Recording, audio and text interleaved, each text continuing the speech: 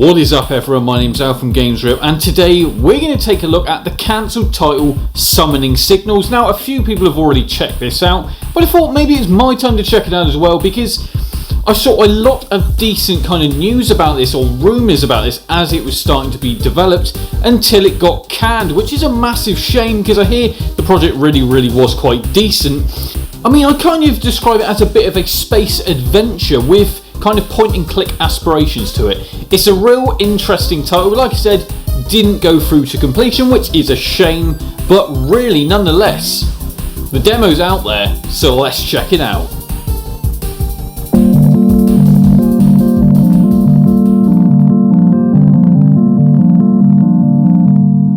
So this is it guys, this is Summoning Signals for the Sega Dreamcast. Now this game was actually canned, that's right, this game never actually went through to completion, but it is certainly an interesting title that I think we should all really look at and kind of praise, because it really is a nice little feat, you know, nonetheless. This is basically just a demo, so we're going to play for a little bit of it and just kind of talk exactly what the goals of it are and what it really is. Because I think, like I said, it's quite an interesting one. Now the game is basically about an antique collector called Berthollet, that's right, Berthollet, basically with a passion for old technology. And basically you're making a delivery across the galaxy, they class it as, and your ship starts behaving erratically and then crashes on an unknown planet. And basically from your goal from there is to piece together your ship to then leave. That's basically the goal.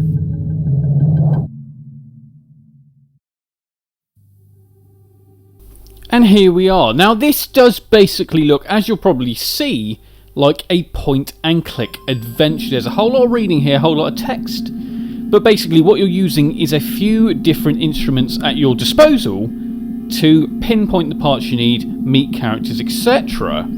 to progress in the game. At first I kind of really didn't know what I was doing, but as soon as I kind of started clicking around, pressing a few buttons, I then started to realise that I had a bit of an inventory here, where I had a radio module where you can basically tune in to certain frequencies, where you'll get messages that kind of give you a little bit more information, as well as flares, as well as other different things that you come across on different scenes.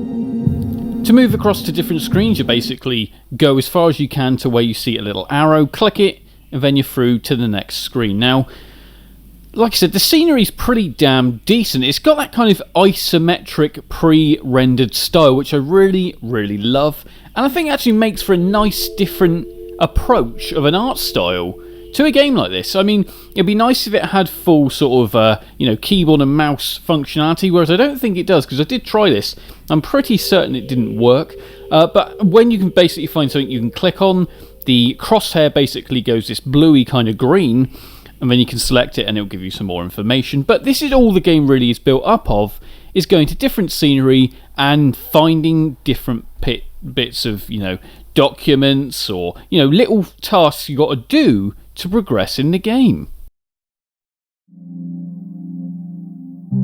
For example, here you basically find that there's 3 different solar panels. One's broken, one's kind of okay, and one's absolutely smashed.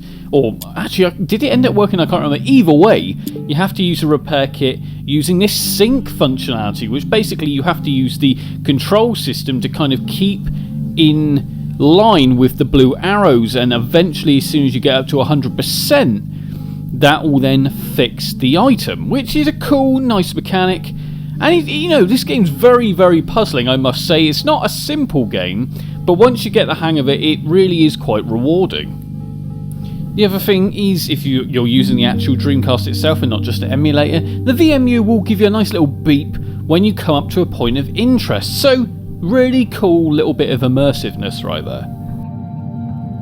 Now what you will notice is obviously you can't see a character. Your character is essentially a crosshair, which is cool, and you got to make sure you are actually following the path, because if you do come off, it doesn't actually... you basically can't come off of the actual path. So make sure you don't do that, because you won't be able to get any further. But I think this is a real cool design choice, and not something you really ever see all that too often. So I think it looks really cool, and the sound kind of adds to it. Quite nice soundtrack. kind of eerie, you know. It's a little bit different, and I think that's what really is what makes this and sets it apart from other titles, but it does it well. And you know, we at the end of the day, we don't really ever see titles like this, so it's good to see it. It's unique, it's different, but obviously it did get canned, but there are obviously ways to play the demo like I've done here, so check it out if you want to kind of have a look at what could have been, because, you know, maybe someone will pick this project up, I don't know, but it's certainly interesting, and I think it's a shame it didn't actually pan out. Now, the game, or the demo I should say, ends in quite a strange way that kind of, like I said, really does appeal to the weirdness here, of how weird this game kind of actually gets, as you're about to see, so I'll leave you with that. I hope you've liked this nice little look at Summoning Signals, the demo, for the Sega Dreamcast.